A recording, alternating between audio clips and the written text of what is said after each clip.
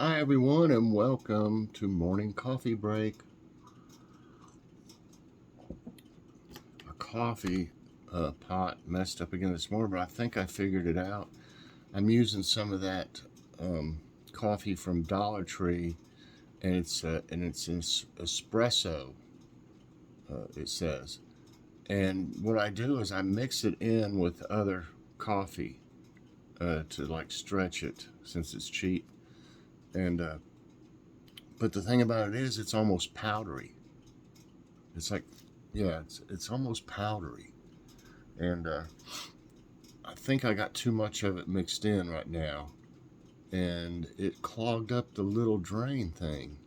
Like, when you put the coffee pot in, it pushes up this little thing that in the basket that makes the water start to come out. When you take the pot out, it goes down and it clogs it up, so no more will go out while you're pouring your coffee if it's still running. What's happening is Joy obviously tried to fix some early this morning, and she fell back to sleep now, but it had made a mess all over the counter. Some of it was on the floor. She cleaned it up probably best as she could for being half asleep. So I cleaned it the rest of the way up and cleaned up the coffee pot and put it in there.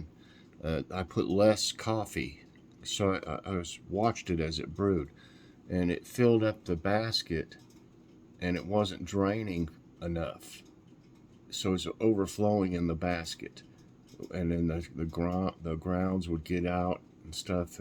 They kind of float around. Some of it does, and then the grounds were going over and going down into the pot and all over the place. So, like I said, I put less coffee in it this time and less water, and watched it, and it still got to the top and overflowed just a little bit, but didn't go all over the counter. So it's probably that coffee is so powdery. I think it's made for a different type of coffee pot or something. I don't know. I've used that stuff off and on for years though, but I think I usually mixed it in when there was more of the regular coffee than there was that. And so this time it's got more of the powdery stuff, the coffee, than it does the regular ground coffee. I think that's what the problem is. I hope we don't have to buy another coffee pot. That's what I'm getting at. So anyway, today's Sunday, July 31st. I slept a little late, so this might come out a little late. I trimmed those bushes yesterday out front. I took breaks and everything, and well, I'll tell you in a minute. Currently it's 76, high today 75. It's already above the high. Precipitation 80%, rain, and 82% humidity, winds 5 miles per hour, and 78 for the air quality, which is moderate. But anyway, I trimmed all of them out there. And like I said, I would take breaks and come in here and cool off. And then I went right at the end. I was going back over the front of them to make sure that everything looked good. And I trimmed right where a bee's nest was in the bush. So I was standing there, and of course I had shorts on, and my ankle started burning. So I got stung, I don't know how many times, 2 or 3, at least 2, but it looked like maybe one smaller one, so 3 maybe. But I didn't know I could still move that fast. So I ran right into it was over here in the front. I ran right up the front porch into the house and just left everything alone out there for a while till they calmed down. And I went out there, and sure enough, it was yellow jacket, so I thought it was a kind that was in the ground. I figured I'd see a hole in the ground, them going in it. But I went out there and watched for a while, and you could see them as they come flying in, and they would go right into that bush. So I looked in there, and yeah, there was a bee's nest in there. I'm lucky. I think most of them were out collecting pollen or whatever. You know, I don't think there was as many as there could have been on that nest because it was decent sized. It looked like about the size of my fist or something. So, I mean, there could have been a lot more stings. So anyway, after everything calmed down, I went out there and sprayed it.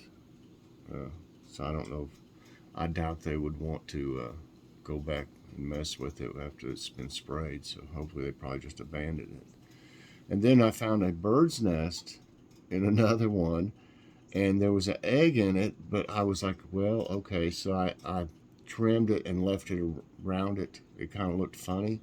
And then I thought, maybe I better check that because no bird, usually if something like that happened, there'd be a bird flying around, kind of squawking around, land in different places near it.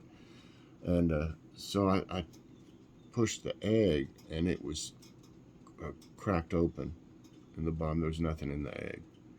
So I just went ahead and threw that nest away. But I was really tired last night. I mean, I didn't have any trouble falling asleep, that's for sure. So I overslept this morning, basically, because I'm tired. That was a bigger job than I thought, because they hadn't been done this year. I cut 3 foot off some of them. I didn't realize they had grown that much until I got in there trying to trim them. So anyway, I'm glad I got it done. That's probably all they'll need. Is this time they won't grow that much now this time of year. So anyway, today there'll be a grocery outlet walkthrough. We went down there yesterday, hadn't been there in a while. We really needed water. That's what we went down there for, and they've been cheaper at $2.69. Well, they had gone up on their water to $2.99. I guess because everybody else is high, they just went up. I don't know. Because it was the same water we got last time, so it shouldn't have been higher price. It's just like they just marked it up. They were selling a lot of water, see, at $2.69, but see, that was bringing people in there, and they'd buy something else while they're in there. A lot of them would, especially us. I mean, we ended up buying stuff, but they only had 2 cases left, so I'm glad they had any left because we were pretty much out. So we just went ahead and got them, the last 2 at $2.99. Kroger had some for $2.49, but I don't know if it's still on with a digital coupon. But I guess that's what we're going to have to do is shop around. I like to keep enough to where I wouldn't have to worry about running out. And I could look for a good price in the meantime.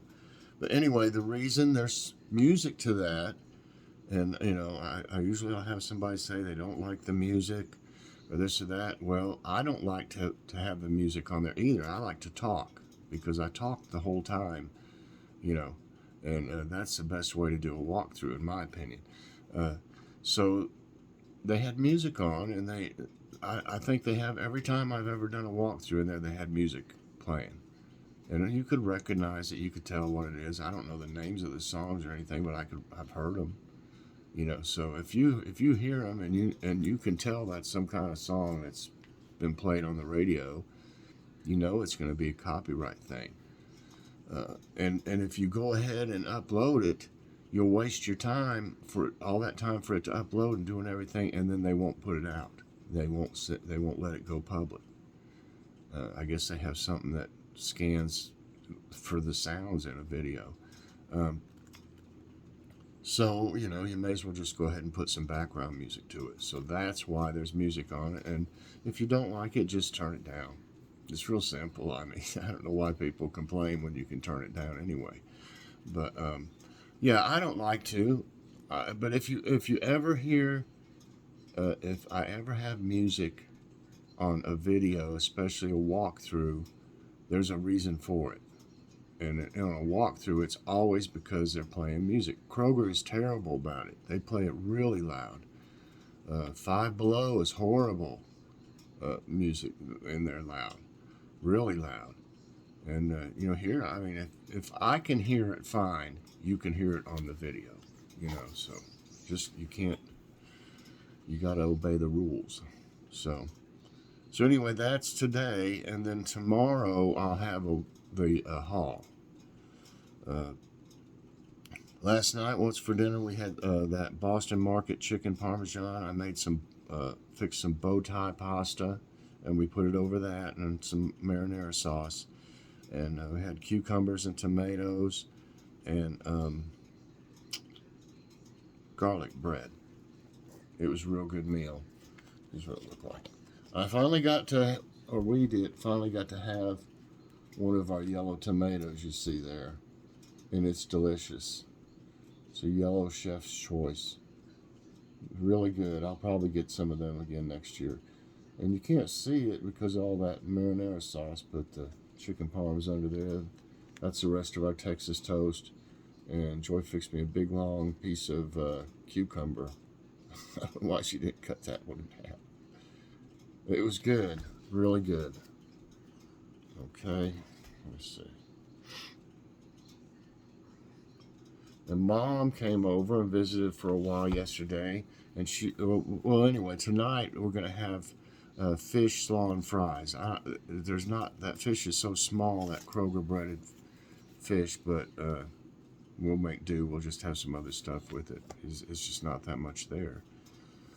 Anyway, Mom came over and visited, and she'd been at the farmer's market, and I think she goes there every Saturday, and she brought us some corn. I can't eat corn because of my Crohn's disease. I have trouble digesting a lot of different things, but I'm able to eat more things than I used to be now. But there's no reason that Joy and Logan can't eat corn. I could chew it up and spit it out just to taste it, just to take a taste of it, but I can't eat it. So anyway, she brought us some corn, and she was going to give us some last week when we took her all those vegetables, but they were out. She didn't get there early enough. She had to get there super early to get the corn because they run out. And anyway, she saw these. I think she's had these before. The way she acted, because she was talking about how good they were. But she got these. They had these little mini loaves of. This one is, and I did a short of this, by the way. If you want to see the corn and these together. This one is banana chocolate chip bread. And I guess it's hard to tell much about it in this light. But let me tell you, and they're just little cute, aren't they? You can see the chocolate chips. It's a little bit foggy, like, because I had it in the fridge. The chocolate chips were melting yesterday, so I put it in the fridge. So that one, and this one here I'm curious about. This one here is apple pie bread. Oh my gosh. Apple pie. Oh man, that's going to be good. I wonder if I should take a... Hold on a minute. Okay.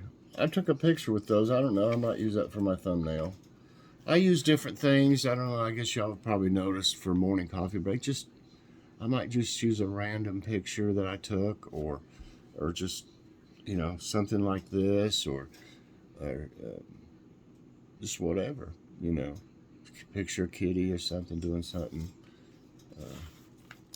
Just kind of mix it up. Okay, time for today's tidbits, everybody.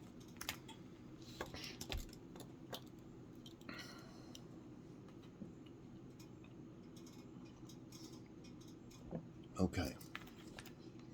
Drought hit Arizona counties become natural disaster areas.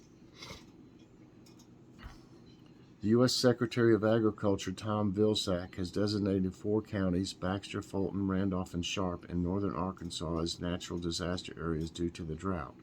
In addition, 8 other counties in Arkansas and 4 in Missouri have been classified as contiguous disaster areas. Farmers in these counties can use Farm Service Agency aid. Boy, with all this rain, there's going to be a lot more pollen and stuff, because things will grow from the rain. Weeds will grow. What weather to expect in Chicago today and next week? Look at that thing in there. It looks like a big, I don't know what. That'd be crazy looking to stand there right beside it. The hot summer weather continues to scorch the Chicago area. Sunny conditions are anticipated on Sunday with 87-degree temperatures. With highs of 88, there's a 30% chance of a few sporadic storms on Monday. The week's coolest day will be Tuesday with highs only reaching 84. Wednesday will see temperatures in the mid to upper 90s, so it's going to warm up again. Dallas-Fort Worth sees 100-degree highs despite storms. Highs hit 100 degrees in the Dallas-Fort Worth area, Texas on Saturday despite a weak cold front that brought widespread storms north of Interstate 20 and a little rain to the region. There was no rain at DFW Airport, which extended a rain-free weather streak to the 57th day, the fourth longest on record.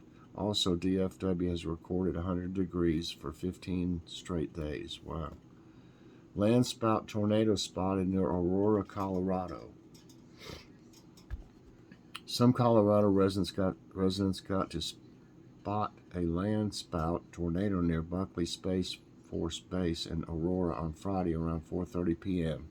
Trained spotters confirmed that rotation did extend to the cloud base. The twister lasted for nearly 3 minutes. There is no evidence of tornado damage. It can be classified as an EF0 tornado if no damage is identified. Flooding pounds areas in San Bernardino County, California. A series of summer storms ravaged mountain areas in California's Southland, causing significant flooding on Saturday. The storms moved through Oak Glen and Angeles Oaks in San Bernardino County and caused severe damage to the burn scar areas. The floodwaters washed out a canyon and inundated roadways, affecting travel for many. 71st quake shakes South Carolina's Lugoff-Elgin region. Isn't that crazy?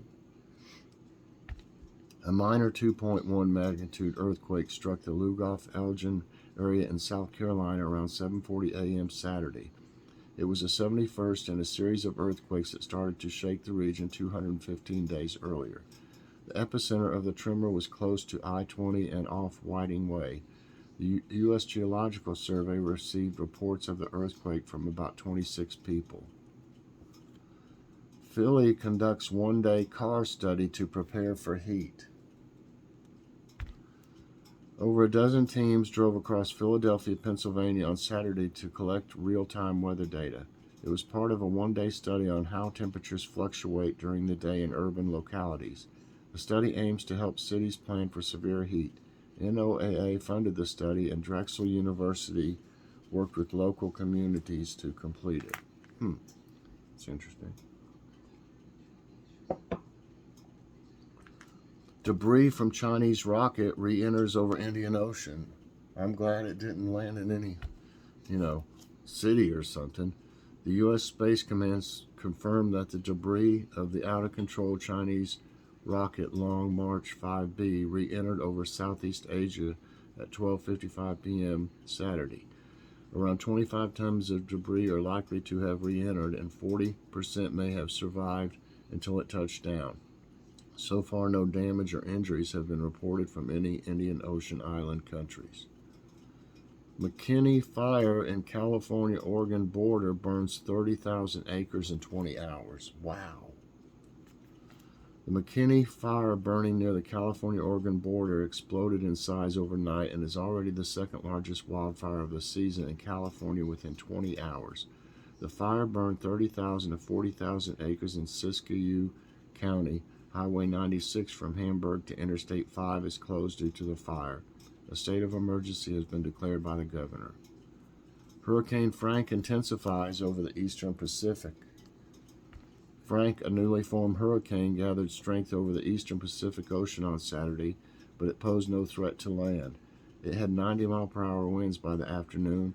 It was 610 miles southwest of Baja, California, and was moving northwest at 12 miles per hour. Tropical storm Georgette at 50 miles per hour was much farther out to sea. It may weaken over the upcoming days. All right, everybody, that's it for today's tidbits, and that's going to be it for this morning's coffee break. I sure hope you enjoyed it. If you did, I hope you'll press that like button. Also, subscribe if you haven't already, and share this out, and hit that so you get all my videos as soon as they come out.